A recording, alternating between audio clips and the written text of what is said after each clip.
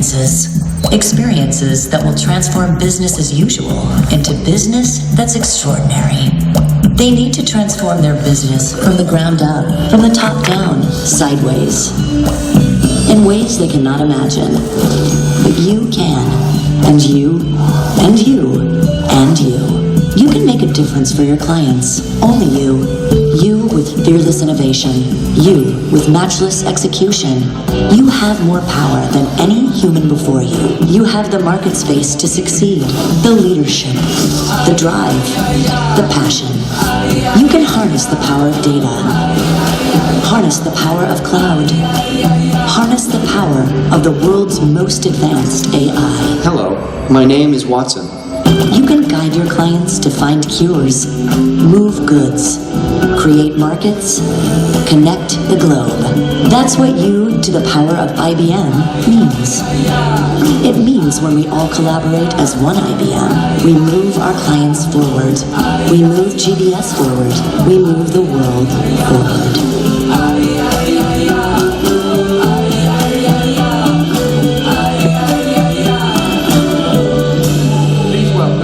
Chief Marketing Officer for IBM UK and Ireland, Simon Edward.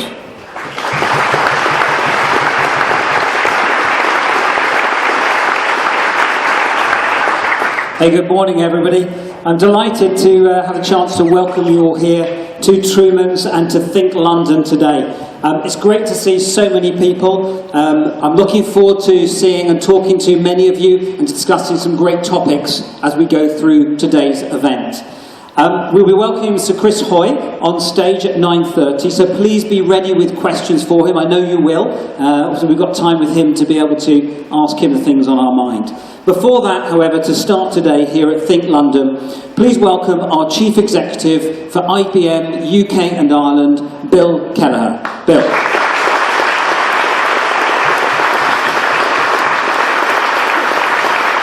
Thank you, Simon.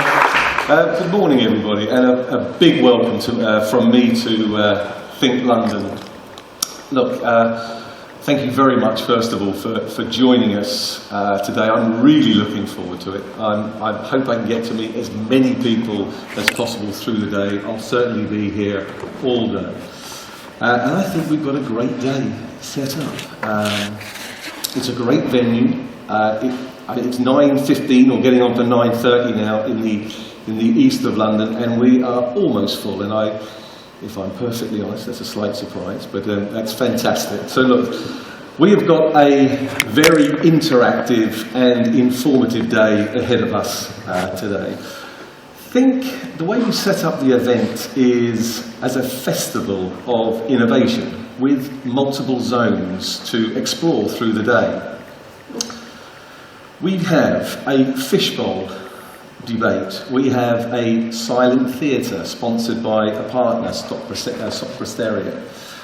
We have a think tank stage. By the way, we do not have a Brexit-free zone. Okay, now if I had known what was coming last night and this morning, it might have been a good suggestion. But we do have an IBM-themed experience called The Labyrinth. And I really urge you, if you get the chance, to go out to the zones and explore.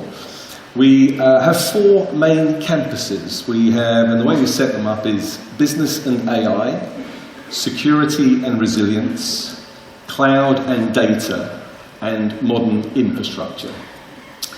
And Think is about bringing together industry leaders, technology experts and inventors, and we have tried to set the stage for an open exchange of ideas to address the business challenges we see today and of course tomorrow and into the future.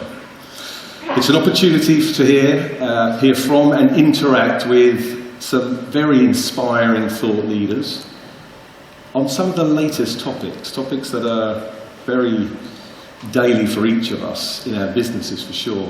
AI, cloud, blockchain and IoT.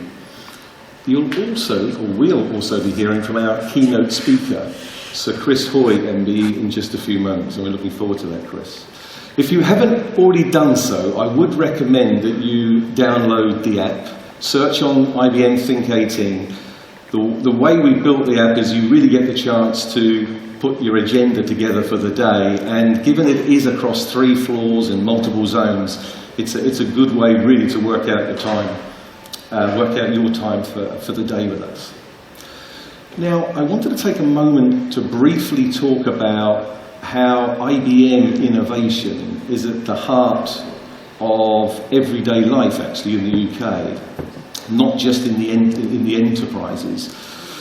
And I'm quite sure there are many, many sports fans here, and I'm very conscious I'm between you and Chris Hoy. So let me start by talking about some IBM technology that we have in the sporting arena. Firstly, we have a strategic partnership with Wimbledon.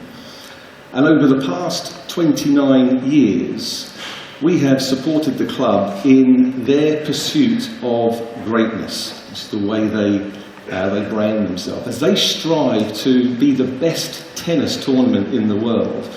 And I think for those that have spent time there, they're becoming one of the best sports events in the world, actually. And they started their journey to AI, with AI in 2015.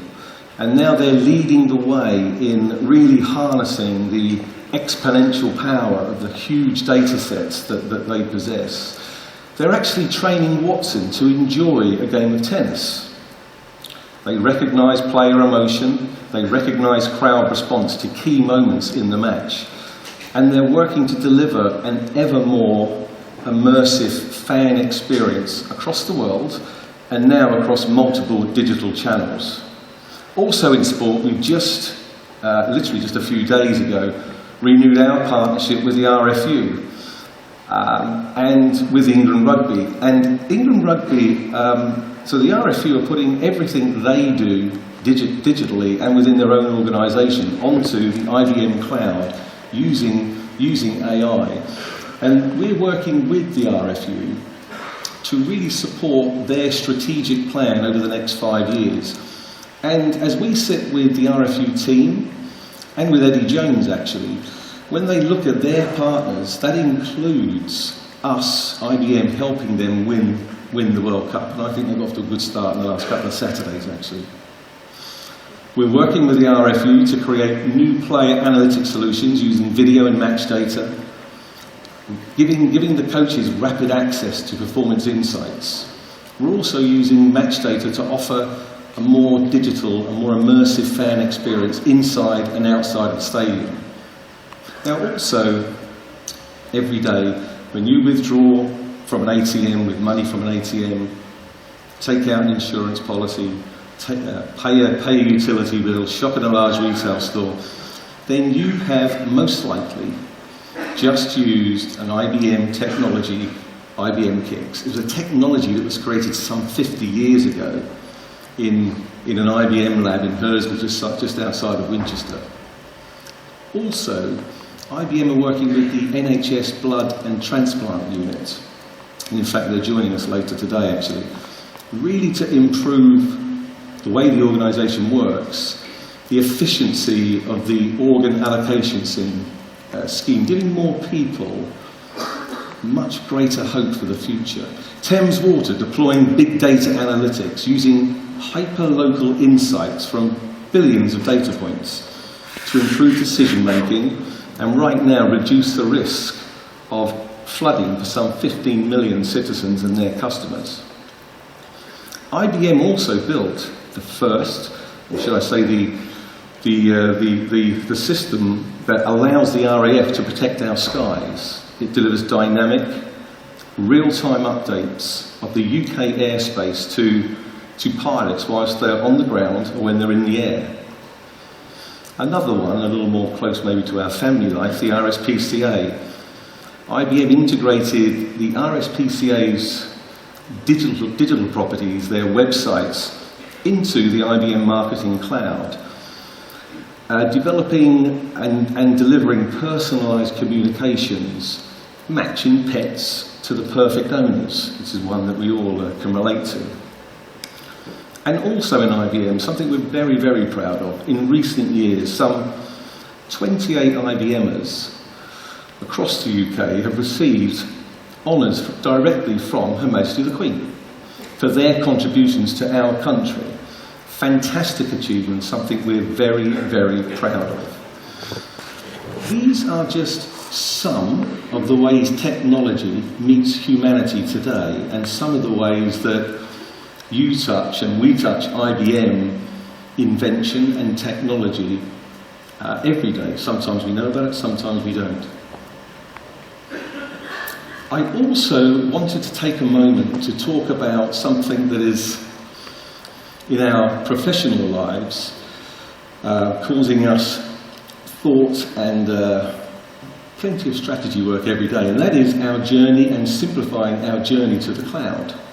Many of you will have seen something we're very excited about. Many of you will have seen the announcement about IBM's intention to acquire Red Hat. Now, this will make IBM the #1 hybrid cloud provider in an emerging multi-cloud world. Together, IBM and Red Hat will be strongly positioned to accelerate hybrid multi-cloud adoption. So the way that IBM is looking at this is this really changes the landscape. It really is a game changer. Now, what will it give us? This will enable companies to securely move all business applications to the cloud.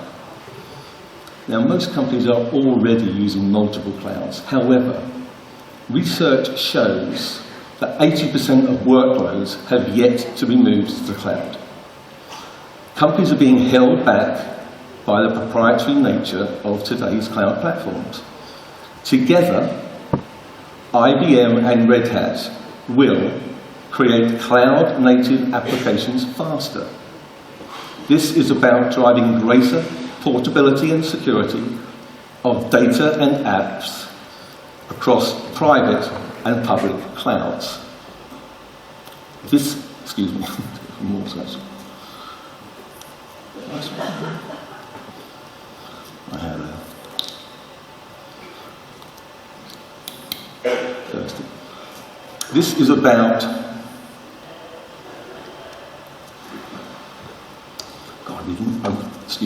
I really needed that actually.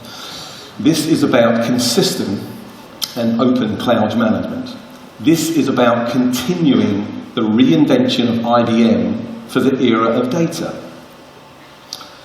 Now, let me talk a little bit about this era of data and what happens when business and technology change at the same time. We believe we're on the cusp of a third exponential shift. A shift that is led by the combination of data and AI. Now why? Well, looking back, there have been two watershed moments when, because of technology, the business world was able to advance on what we would call an exponential curve. The first of these moments is Moore's Law. The idea that processing power doubles every 18 months. In the 1970s and in the 1980s, this created a huge surge of computing, which transformed back offices everywhere, and most of us will relate to that. Then, with the globalization of the internet, came something called Metcalfe's Law. The idea that the value of a network grows as the square number of connected users increase. I don't think anybody would deny that both of those things profoundly changed business and society. So we believe we see a third shift. This is about the volume of data. Think about the volume of data that we now have in our organisations. Add AI to that data, and we'll see many examples of that today. And you'll get, and we will get, the opportunity for exponential learning. And the good news is that according to multiple surveys and a very specific IBM IBV survey, 82% of enterprises are now considering or in an advanced stage of AI adoption. The ultimate competitive advantage of combining data with AI is that we together can outlearn everybody else, and in particular our competition. maybe this shift one day becomes known as Watson's Law, and we'll be hearing a lot about that today. So as we look at this, we really see that data is key to putting smart to work. Today, we'll hear from some fantastic companies, some great companies, IBM clients, including Aviva, Barclays, the BBC, the NHS, Royal Bank of Scotland, Red Bull Racing, Superdry, and many, many more. And I apologise if I've managed to miss a few there. And I should call out a special mention to one of our partners, Box, who is kindly supporting a drinks reception at the end of the day. So it would be fantastic for all of you, or most of you, to join us. Relax, let's have a drink together. I feel reasonably confident that there'll be some great conversations started today, and I would love to continue that over a drink together. So together, we are creating the future of computing. And we'll be hearing about some of that future here today. So with that, I would like to say a huge thank you again for being great IBM clients, allowing us to serve you, clients and business partners. Thank you for giving up your day today, spending that day with us, and I am very, very sure that it will be an enjoyable day and a productive day. I know I'll get the feedback over drinks. Now, it gives me great personal pleasure, actually, to introduce Sir Chris Hoy to the stage. Chris Hoy, an incredible athlete, 11-time world champion, 6-time Olympic champion, and one of the most decorated Olympic cyclists of all time. We are all very excited to have you with us here, Chris, today. Now, before I ask you to come up on stage, I would like to take just a moment or two to see you in action.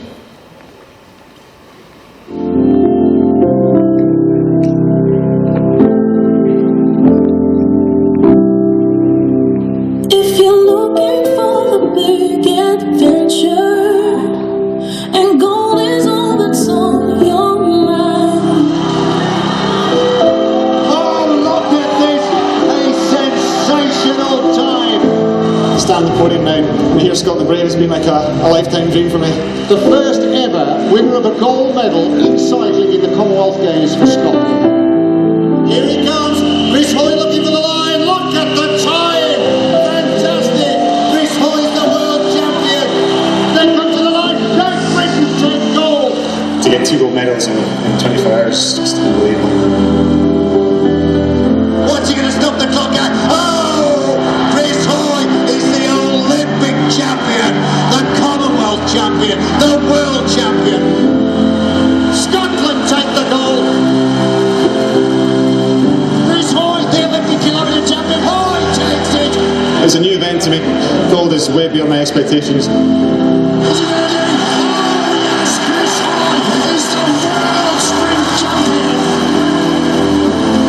Nobody's going to stop the Flying Scot. Chris Hoy brings the team home to take the gold medal. Chris Hoy, Great Britain takes gold. Can he hold off? Oh, he's got it. Chris Hoy is the Olympic sprint champion. You try and keep it living it for so long, and eventually it's got to come out somehow. Everyone is a night I'll remember for the rest of my life. The BBC Sports Personality of the Year 2008 is Chris Hoy. To be crowned the Sports Personality of the Year, it just means so much. Chris Hoy, thunderous applause. The crowd are going absolutely mad. Gold medal for Great Britain, a new world record. Who's going to get it? Chris Hoy gets the gold medal here in the Keurig. That's his 6th gold medal. He becomes the greatest British Olympian ever.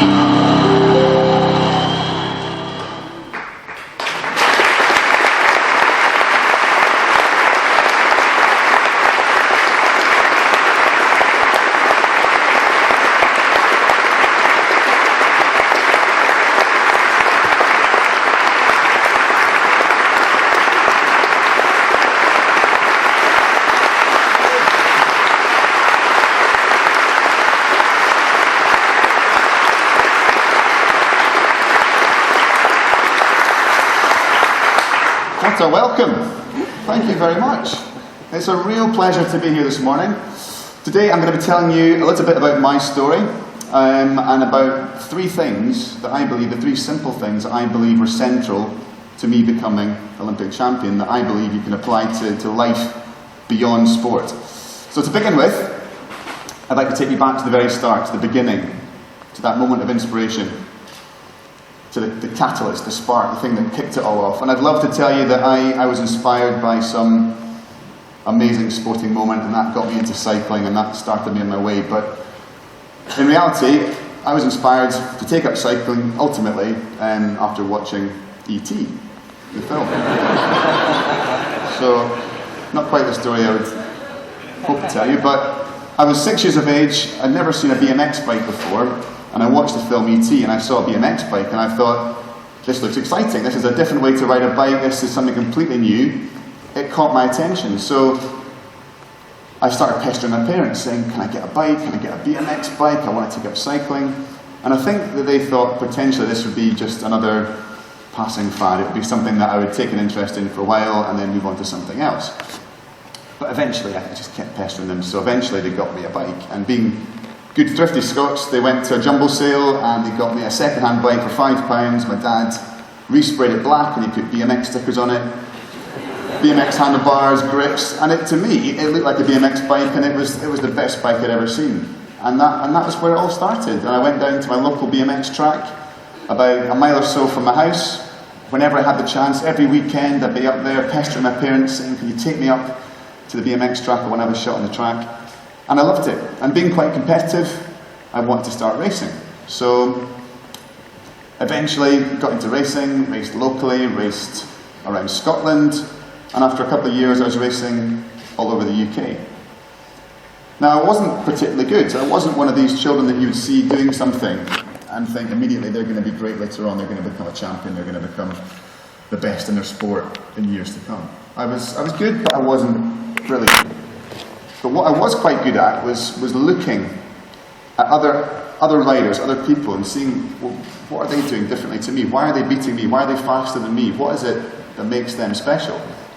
So without really realising I was doing that, at the end of each race, in the car journey home, I would sit and think about it, talk to my dad about it, and try and work out how I could get better, try and break it down.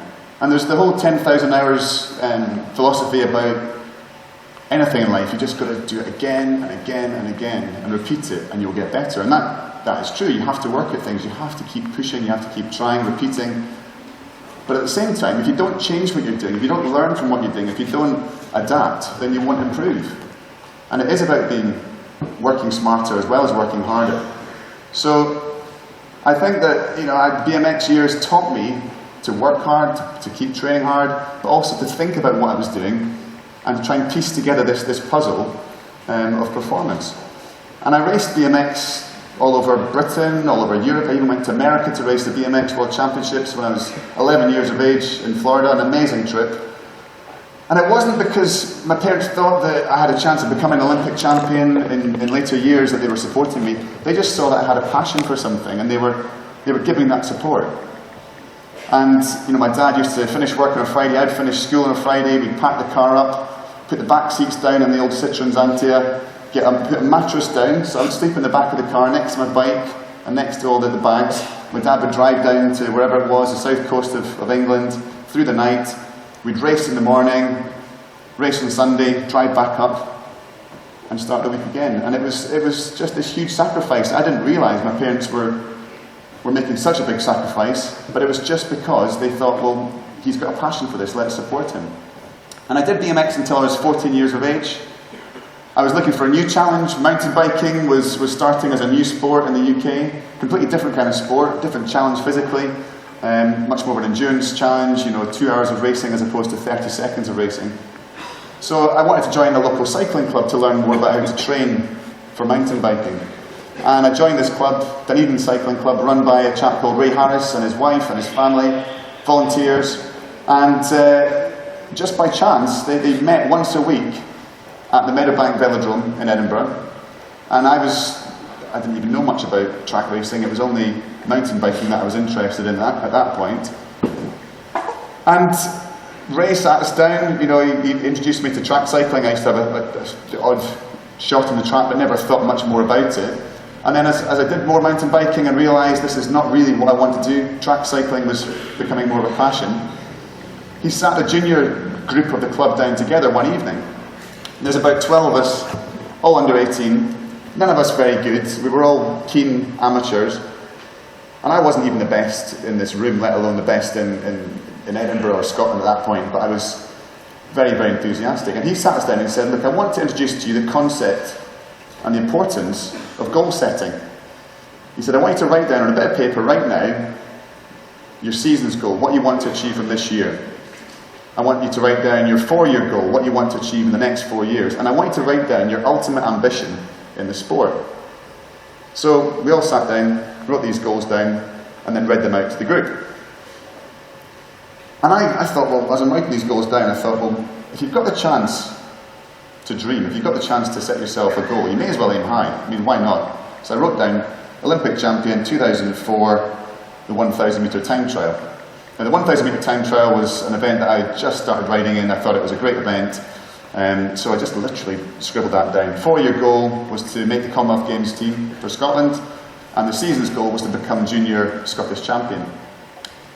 So we read these goals out to the group, and I was the only person that wrote down that they want to become Olympic champion. And I was pretty much mocked by my friends for writing such a ridiculous thing down. As you would, and the point was, well, why do you think that you can become Olympic champion? And the point was, I didn't. But this was the first important lesson I learned along the way. If you've got the chance to dream, if you've got the chance to go for something, aim high. Why not? Why not aim high? And Ray took me seriously. He didn't laugh. He said, well, that's great. If you believe, or if you want to achieve something as big as an Olympic gold medal, that's fantastic. But it will only stay a dream, it will stay a dream, if you don't have a plan to change it into a goal. So the second most important thing that happened that day was he said to me, let's formulate a plan. Have a strategy. Have some sort of pathway to follow that will lead you there. And you won't always be looking up at that big goal thinking how far off it is from where you are right now. All you have to think about is the next stepping stone. And that was the turning point. I created a plan for that week, for that month, for that year, and ultimately a long-term plan that would get me to the Olympic gold medal, even though I never actually thought it would happen at that time. Now, of course, planning and strategy are a huge part of, or were a huge part of British cycling success, the team's success as well as my own success. The marginal gains philosophy, it's a sort of phrase that's been used widely over the last few years, the aggregation of marginal gains. Essentially what it is, as we all know, it's very difficult to find a 10% or a 20% gain in one area, but to find multiple gains of fractions of a percent across a number of areas and then bringing them together to see an overall improvement. Now, of course, all individuals, all the riders, all the athletes, they're training as hard as they can. The teams are looking for ways to improve the bikes, the equipment. It's the same. There's no secrets there. But it's, I guess, with British Cycling, with the team, it was looking into areas that we could find the tiniest of improvements, and even ones that weren't necessarily quantifiable. Recovery is a huge part of performance. When do you recover best? When you're sleeping. When you sleep best? When you're in your own bed. You know the feeling when you get home from a trip, you get back into your bed, you sleep better there than you do anywhere else. And we certainly didn't have 5-star hotels all the time. We didn't have the best of accommodation all the time. Sometimes you're staying in some pretty average hotels and pretty average beds. So we got thinking about this and decided that we're going to take our own beds with us wherever we travelled. So we got these orthopaedic travel mattresses which folded up into quite a big size suitcase. And you get to the hotel, and somebody would have gone to your hotel room, taken off the mattress from the hotel, put that mattress on the bed with your own pillow. So no matter where you were in the world, you would come to the hotel and get into your own bed every night. So your sleep would be better, it would be improved. So you can't quantify that, but it was that type of thing, little marginal things that we would do to try and improve performance. The hot pants. We had these hot pants that we wore for London, and we kept these quiet until the last possible moment. We trained with them. We didn't use them in competition until London 2012. Now these essentially were using the same philosophy of F1 tyre warmers. So these were like skis, they looked like ski salopettes with a heated element that ran through them, a battery pack on your hip. And you'd finish your warm-up, so your body was at the optimum temperature, your muscles were at optimum temperature for force production, but you also need to give your body time to cool down, to let your lactic acid levels drop back down to normal, to prepare for the start of the race. So the quandary was, how do you keep the muscles at the optimum temperature, but allowing the rest of the body to cool down? The hot pants. So you jump off the bike after your warm-up, you stick on these hot pants, switch the battery on the pack on your hip, and then you go and sit down and relax. And then literally a few seconds before you stepped onto the track, you'd be sitting there in the chair with these hot pants on, and your rivals, who are seconds away from their performance as well, are trying to get themselves in the right headspace, trying to focus on their strategy for the race. And they're looking at us thinking, what's he got this time? You know, what are they doing? What are they up to? So even if it made absolutely no difference at all, physically, which I believe it did, but even if it made no difference at all, mentally, you managed to distract your opponent at an absolutely crucial time. Even going as far as hand gels, we used hand gels all the time before competition. Hygiene was important.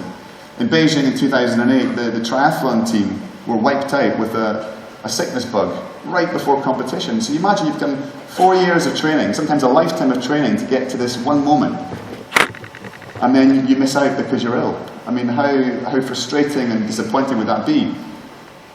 So as a team, it was drilled into us the importance of personal hygiene, of using hand gels. You basically had this little hand gel on a holster, kind of with you at all times, and you would have it on, you know, you touch anything, you'd use hand gel. You didn't shake hands, you didn't touch buttons and lifts, you didn't use handrails, you didn't touch door handles. Made things a little bit logistically difficult at times, but it was just thinking the tiniest of things can make or break the success of the team and of your own success. And when you break it down and you look at it, I won my first world title in 2002 by 1,000th of a second in the 1,000 metre time trial. So you do that, you know, a race over 1 minute against the clock, you cross the line, you look up at the scoreboard, and you see a 1,000th of a second, a 15 millimetre effective difference. And when you realise that these margins are so small, you realise the importance of all these things. In 2007, I went to Bolivia to try and break the world record. I went to the highest track in the world, highest altitude track, and I missed the record by 5,000th of a second. And on the way home, I was looking through some of the cycling forums, and there was someone saying, "Oh, I see that Chris Hoy chose to use his front wheel and back to front. I wonder if that's a new thing that they've found some, you know, benefit in the wind tunnel, that it's actually more efficient to have the 5-spoke in back to front." And what happened was, because it had been a sort of a privately funded attempt, they didn't have the full team support, didn't have a special mechanic, the wheel, which is a unidirectional wheel, the sticker is stuck on in the factory, and they stuck it on the wrong way round. So I was riding with the front wheel and back to front, and I missed it by 5,000ths of a second. So, you know, these are the things that you... I mean, I'm not dwelling on it now, obviously, I've moved on.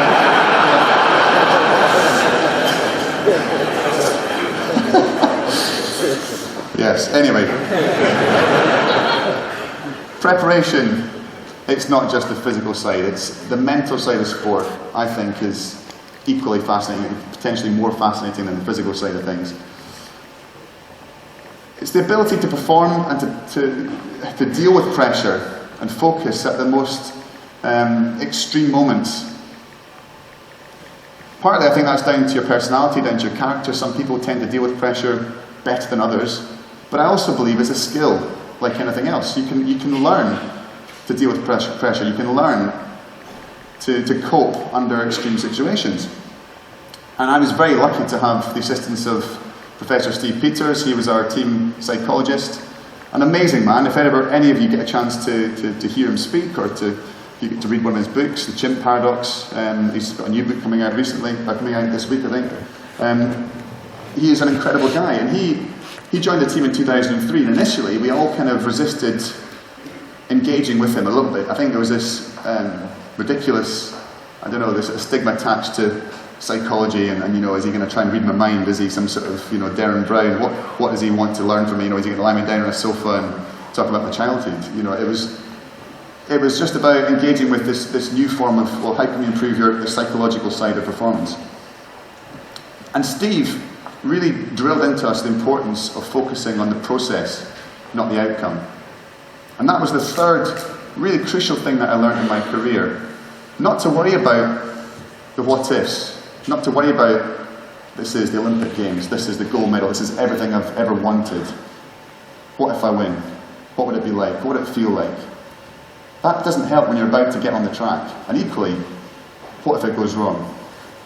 4 years of training, 10 years of training to get to this point, all for nothing. These things, they don't help you. And I watched a documentary recently about a tightrope walker, a high rope walker going across this canyon without any safety aids at all, no net, no harness, nothing. And he essentially said exactly the same thing. You know, he was asked the question, what do you think about, how do you not think about these hundreds of feet drop to your death if you get it slightly wrong? He said, well, I don't think about that, I don't even consider that. All I have to do is put my foot in front of the next one and just do the same thing again and again, one at a time. I'm not thinking about the end, I'm not thinking about getting over there, I'm thinking about the process, not the outcome. And if I follow the process, and I have the skill to do that, and I've practiced it, I know what I'm doing, I'll be fine. And it was the same thing with Steve. He drilled into us the importance of process, not outcome. Don't worry about the what-ifs. And as long as I got to competition, feeling as if I'd done everything within my powers of being as well prepared as I could possibly be, and I could look myself in the mirror and say, you've given 100% every session, every effort of every session for the last 4 years, I would go into competition thinking, follow the process. What happens, happens. If you win, you win. If you don't, you shake the other guy's hand. That's life. Not everybody can win every time. But of course, no matter how well prepared you are, things do happen out with your control. Changes can happen at any time, and success is often defined by how you deal with those changes. In 2004, 3 weeks before the Olympics in Athens, we were in the final holding camp in Wales, in Newport. Steve Peters came over to have a quick chat, and you know, as I said, at that point, we still hadn't really engaged. There was still this reticence to sort of embrace the psychological support, and he said, can we just have a quick chat, you know, just catch up over coffee? So I said, yeah, great. We sat down, and he said, how's it all going? And I said, it's going really well, it's been a fantastic year. You know, I've regained my world title, I'm #1 in the world now, I'm going into the Olympics as favourite. In the race, it's reverse seeding, so you go one against the clock, one at a time, and I was going to be last to go and get to see all of my competitors post their times before I went up. And he said, that's fantastic, great, you know, you're injury free, you're in a great headspace, you've, you know, regained your world title, you're healthy, all looking good. He said, can I just pose one scenario to you before we go? I said, yeah, sure. I said, what will you do if somebody breaks the world record right before you race? You're about to step up on the track. What will you do? And I said, well, I just want to think about it. I want to think about it. He said, okay, if I say to you right now, don't think about a pink elephant. And then this pink elephant, of course, popped up in my head. And I was like, he's doing his Darren Brown stuff, he's, you know, mind control. So I said, right, okay, you've got my attention. Well, what should I do then? He said, well, you can't not think about something. You have to actively choose what you want to think about. And that thought will displace the anxious thought, the negative thought, cognitive displacement. He said, that's what you have to do. He said, all you have to do, and it's a very simple technique, is whenever you feel anxious or nervous or any kind of negative thoughts between now and the Olympic Games in 3 weeks' time, I want you to visualise the perfect race in your mind. Visualise that minute of racing in real time, exactly how it's going to feel, smell, everything about it. Try and imagine the whole thing in real speed of the perfect performance.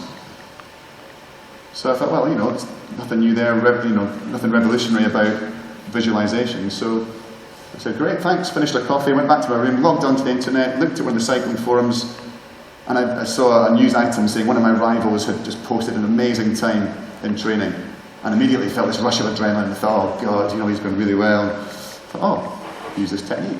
So I closed my eyes, visualised this perfect ride, what it'd be like to be in the velodrome on the night in Athens, 4 laps of the track, And after a minute, I'd calmed down, it felt fine, moved on. And then as the days got closer and closer towards the D-Day, towards the Olympic final, it was almost as though this visualization was in a constant loop in my head, because the pressure, the stress, when you get into an Olympic village and there's people everywhere, tracksuits, Olympic logos, you just can't escape it, and your brain is on a constant high alert. So I was visualizing this ride, and I don't know how many hundreds of times, thousands of times potentially, I must have visualized and thought about this performance. And of course, on the night, it was as if Steve had a crystal ball, because 4 riders to go, Shane Kelly from Australia stepped up onto the track to do his ride, and he broke the Olympic record. Fastest time ever at sea level. And my initial feeling was, oh God, you know, I can't match that. That's half a second quicker than I thought anyone could go. About to start panicking, and I thought, just use the technique. Focus on what you have control over. Focus on the process of what you're about to do. Don't worry about the outcome. Don't worry, that's out with your control. There's nothing you can do there. And the next guy on the track, Stefan Nimke from Germany, stepped up and went even faster. So I thought, oh God, you know, the same thing again, the same process. And it's funny because you watch people, you know, you watch sportsmen and women at the highest level, and from the outside they always look so calm and so controlled and so in this Zen state. They're not at all. Behind the eyes, behind the mask, there's all kinds of negative thoughts that are dotting in and out of their heads all the time. But it's not about being calm the whole time. It's about retaining focus and about being able to bounce back from a negative thought popping in. So there were 2 riders to go. I was the last to go. I was sitting at the side of the track, putting the chalk in my hands, putting my helmet on, getting ready. And France's Arnaud Tourneur was stepping up onto the track for his performance. And there's no heats, there's no qualification, it's one ride, so you don't know what your rivals are going to do until they produce that final performance. And he got onto the track, and he went even quicker. He went under 61 seconds for the first time ever. No one had ever got close to that before. It was an amazing performance. And I wasn't watching it, I wasn't looking, but when you're in that kind of environment, the noise, the atmosphere, you can't avoid it. So I knew something special had happened. So I just thought, well, I almost don't care what he's done. I almost don't care about the medals or anything else. I have this performance, I've visualized it so many times. I want to get on the track, I want to get it out, and it's done, and we'll see what happens. So I stepped onto the track, got into the bike, into the start gate, locked the pedals in, ready to go, deep breaths. And I snapped out the gate, got a great start, came round at the end of the first lap. At the end of each lap, the time, the split goes up on the screen. And I only had two thoughts that I can still remember, 2 conscious thoughts for the whole ride. And the first one came as I crossed the start-finishing line. And I heard this huge roar as I crossed the line, and I thought, brilliant, I must be up. And then the second thought that I had for the whole ride popped in immediately afterwards, and I thought, wait a minute, last year at Stuttgart, at the World Championships, at every split I got a huge roar, and then when I crossed the finishing line, looked up at the scoreboard, I was 4th. So I was down in the Germans' time at all those splits, and that's why they were cheering. So I thought, they might not be cheering for you. Just keep going.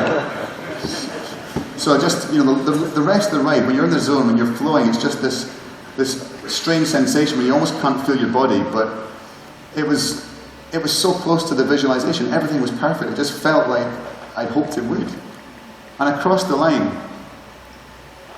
and I just heard this enormous roar, and I looked up, and I saw the scoreboard, and I saw my name, and I saw the number 1, and OR for Olympic record, and I thought, is this real? This is so surreal, it's so strange, because it felt so like this visualization I was thinking about for so many days. So I thought, just in case it is real, I better just put my hand up in the air. And I was riding around just in this weird state. Normally you're going crazy, but I just had my hand up sort of. And it took about half a lap. I came round and I saw my parents I saw this big banner that my parents take all around the world, and they followed me around the world and supported me. And I spotted the banner, and I saw my parents, and my dad and my mum were going absolutely crazy, my sister. And that's when I kind of realised that I had become Olympic champion. 20 years after writing down on a bit of paper, 20 years after watching ET, and then, whatever it was, 10 years after writing down a bit of paper that I was going to become Olympic champion in the 1,000 metre time trial, there I was. But I think we've got the video of that. If we could run BT, please.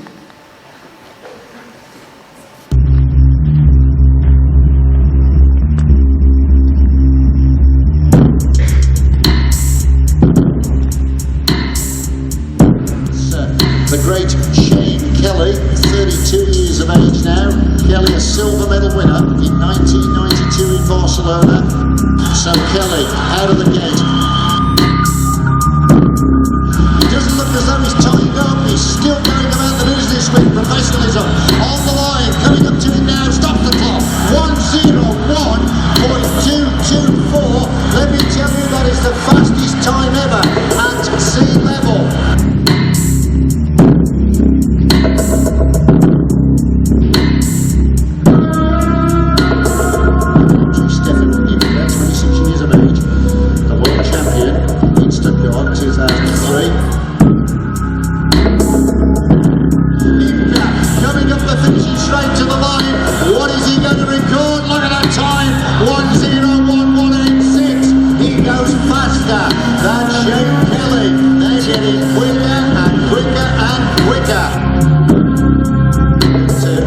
Toulon here of France.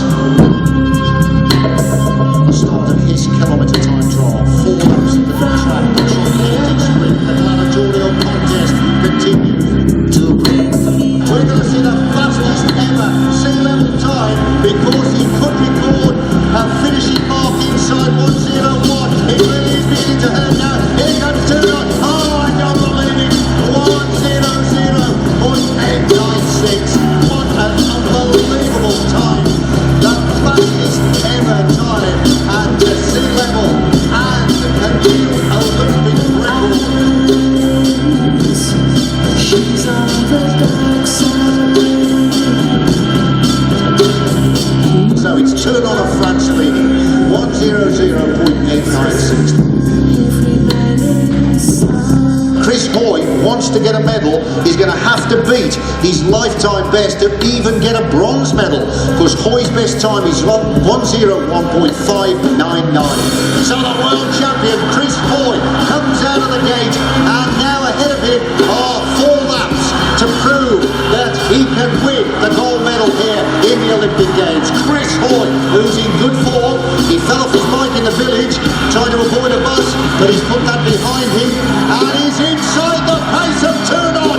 Well, Hoy's got off the mark with electric pace here, coming round to the halfway marker. Chris Hoy, the big likeable Scot from Edinburgh, coming up to the halfway point, and he's still inside. 0.141, they're going absolutely wild. I can see his mum and dad to my right jumping up and down. The excitement is brimming over. I can hardly control myself in the commentary box. The 3/4 mark is 0.7 up. He's getting closer. 250 metres to decide it. Coming up to the halfway mark. Chris Hoy is rolling a bit, yet he's still keeping this up. The line is inside. Chris Hoy's coming up to the line. What's he going to stop the clock at? Oh!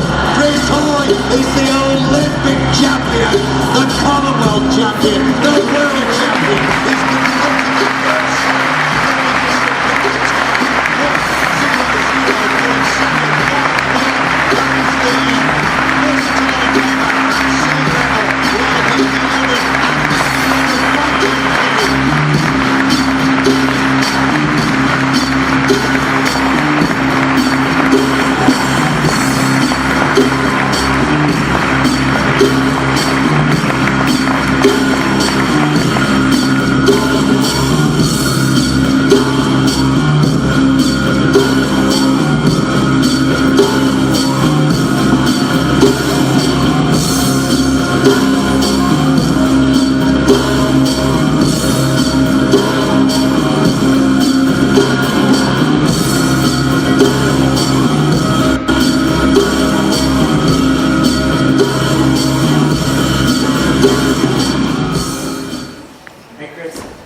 Thank you very much. Amazing presentation, inspirational. I've got sweaty hands standing there as I've been watching. Don't worry, so bad. No doubt, like everybody else has.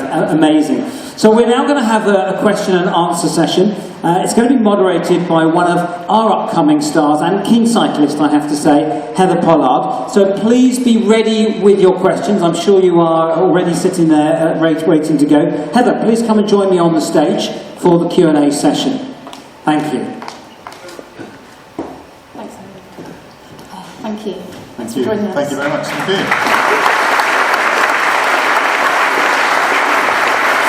Do we have our first question from the audience? I'll take this gentleman's question. Can we get a microphone to this gentleman, please? Would you mind standing up for us? Hi. There's just a microphone there. Here we go. Hi, Chris. Hello. I was wondering, what would you think about your live biometric data, heart rate, maybe even brain waves, being shared live at events to the public to enhance their sort of appreciation of just how hard you are working? I think it would be fantastic. It would be fascinating for the fans to be able to see that, to understand what's going on. And even, you know, like I was saying about how calm everyone looks before the start, if you could see the heart rates of the athletes, you know, it's like playing poker and pretending as if they're all nice and calm. Behind the mask, you know, you're actually terrified. But I think there's two sides to it. If you could have that, then of course your rivals can see that, their coaches can see that, they can give feedback, and then it changes the dynamic of the sport itself, and you know, even decisions. If you look at the sprint, the head-to-head sprint where you're racing on the track, 2 riders at a time, multiple rounds throughout the day, and although it is a sprint event, it's a test of endurance because you're going again and again, sometimes 12, 14 times, 14 races in a day. So you get to the end of the day, the crunch time towards a final, and it's best of 3. So if you know, it could be 1-1 in the Olympic final, and if you can see that your opponent, if you can see their data, you can see how exhausted they were and how much they were on their knees going into that final round, you could choose to change your tactics. You might want to go fast, go hard and long from the start to try and put them under pressure. So it would definitely shift the dynamic of your tactics and your choice. But I think from a spectator's perspective, it'd be great to understand, to get to see, you know, and Tour de France as well. You know, imagine they got to see live data as they're climbing up Alpe d'Huez, and you know, watching Froome and Geraint and you know, whoever, Contador, head to head, seeing who's going to crack, and you could look at the data as they're about to go over the edge. But yeah, great question. This lady in front here. Hi, Hello. I'm not a cyclist. Sorry, I've also got a cold, so it's very hard to speak. But I do triathlon and duathlon, and I'm also a coach. And so I'm really interested in your perspective of, based on your own experience and observations of others, what was the most important thing a coach brought to you, or that you observed brought to others? I think one of the most important things was what Ray Harris said in terms of don't limit your belief, you know, aim high. I think, you know, if I could have spoken to myself age 14 and said I'd be sitting here on the stage talking to you guys today about 6 Olympic gold medals and 11 world titles, I would have thought I was absolutely crazy. You know, I wasn't one of these kids that was great at sport. And I think the more I've seen over the years, it's not, you know, the notion of talent is massively overrated. It's about training smart, applying yourself and working very hard, but also looking at what you're doing and adapting it as you go. Have a plan, of course, have a plan, but also, you know, be prepared to change it as you go and adapt to what's happening around you. Learn, look around you always. You know, even when I was going to London age 36, you know, having raced for many years, I was still observing and looking and trying to think of ways that I could improve myself. I didn't think I'd learned it all by that point. From a coach's perspective, I would say the best things to look out for potentially from younger athletes or different athletes, attitudes, their willingness to listen and to learn and to apply themselves. And you can see some great, you know, potential in athletes, but they don't have the mental side and the ability to push themselves and to listen, then they'll never make it. Thank you. Good luck. That gentleman at that back, could you get a microphone to him? Could you stand up for us, please?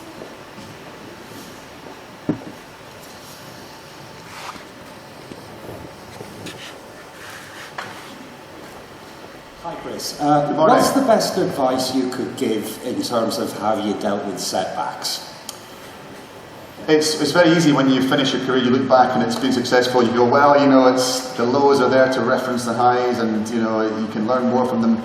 it's always easy when it's worked out well at the end and you've got hindsight. But when you're in the middle of it and things are going badly, when I had a really poor run of form in 2003, I had a big injury in 2009, and when you're not able to train, or when you're training poorly and you're not performing well, it's the most frustrating thing, and it can start out as a tiny little, just a blip, literally one day's training which doesn't go quite as well as you hoped.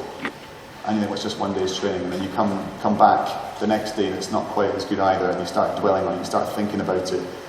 You're not completely relaxed when you're recovering. You start getting stressed about your performance, and before you know it, you've kind of gone off that path, and there's a slight divergence. And then two months down the line, you're not close to where you want to be, and it can be really stressful. So the biggest thing I would say is, for me, in 2003, I lost my world title. I came fourth at the World Championships. The year before the Olympic Games, I was devastated. I was looking forward to that final year to go to win my first Olympic gold medal, and it wasn't going well at all. But it allowed me to step back. So if you're winning all the time, I think you become frightened to change what you're doing. You think, well, this is a winning formula. But if you keep doing the same thing, you'll start plateauing, and your rivals will be improving, getting closer and closer.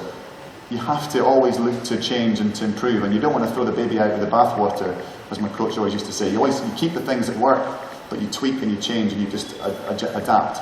So when you lose and you have setbacks, you're not frightened to make changes. So, and I guess, when you do finish your career and you look back, you realise you can see then the importance of these defeats, that you learn more about yourself, it builds your character. But at the time, it's terrible.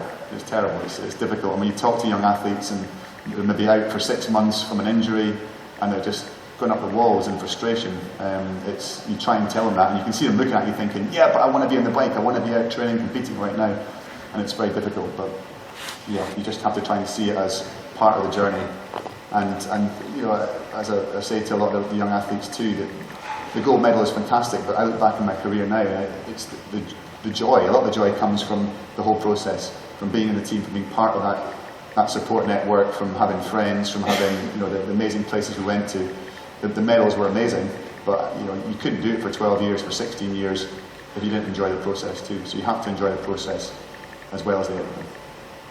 So we've got Thank you. Just one more. Sorry, I'm waffling here, that's why. That gentleman there. Could you stand up for us, please? Hi. I just wondered, the decision to retire, how hard was that? And are we going to see a comeback or a new sport perhaps? You're going to take up dressage? It was very difficult, and I think I got to London just, physically I was, picking up injuries a lot more in my mid-30s than I was in my mid-20s, for example.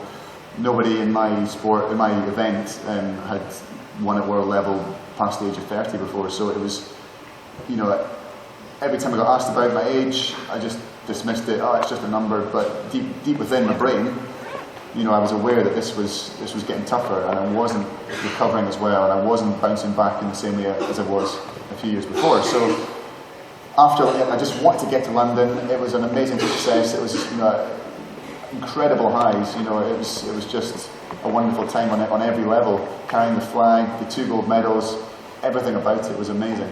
And I guess I allowed myself time to recover from that, and then I started training again. When I started training again, I could see that my body was waving the white flag. I was picking up injuries literally almost on a daily basis, and I thought, this is maybe a sign that I've had enough. I would love to have continued on to Glasgow, to 2014, to the Commonwealth Games, but you have to retire at some point. And in terms of a comeback, definitely not. I've been racing cars. I took up motorsport in 2013.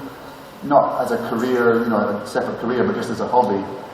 I love it, the speed, the adrenaline, being part of a team again, working towards an end goal, analysing the performance, breaking it down. It really appeals to my mentality. My main goal was to get to Le Mans, the 24-hour race. I did that in 2016, and we finished 17th out of 60 teams, and it was an entirely rookie team as well, so that was a huge buzz. But I've got other goals. I'd like to try and make it to break the world record to cycle to the South Pole, cycling across Antarctica, so I'm aiming to do that at the beginning of 2020, hopefully. We're still trying to get the backing for that.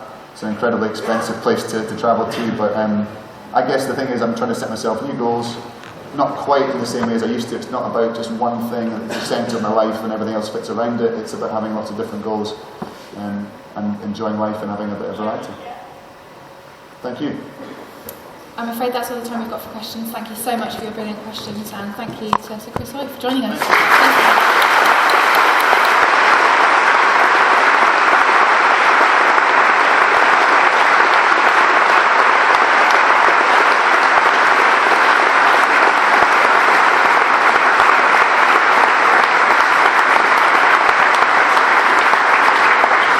So, planning marginal gains, focusing on process. Chris and Heather, thank you ever so much for taking us through that. Certainly an inspirational start to today. So look, our next session in the main theatre here starts at 11 o'clock. We'll be taking a look at bringing the future closer, looking at AI and new technology. That's going to be hosted by Marie Week. We've also got Philip Webb from Valandra NHS Trust in Wales, Kevin Murphy from the Royal Bank of Scotland, and Anna McQuarrie from CLS here. Please do explore everything that we have here for you today. There's an amazing array of discussions, of content, of information out there. Please do take advantage of it during the day. If you haven't downloaded the Think London app, then take a chance to do that now. It does give you details about everything that's going on and help you to navigate this amazing venue here. And we'll see you back in here at 11 o'clock. Enjoy your day. Thank you.